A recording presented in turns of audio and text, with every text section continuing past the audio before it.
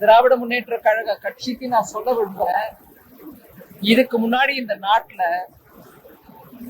எத்தனை முறை எஸ்ஐஆர் நடந்திருக்குன்னு உங்களுக்கு விவரமா எடுத்து சொல்லணும்.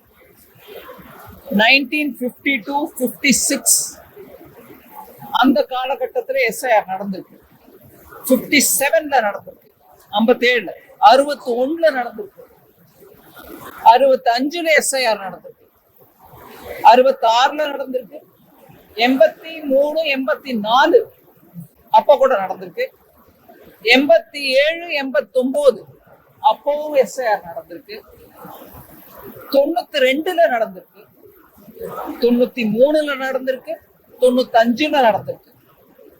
அதுக்கப்புறம் 2002, 2003, 2004 அதாவது மொத்தம் சேர்த்தா 10 முறை 2000 the year 2000 முன்னாடி 10 முறை நடந்திருக்கு.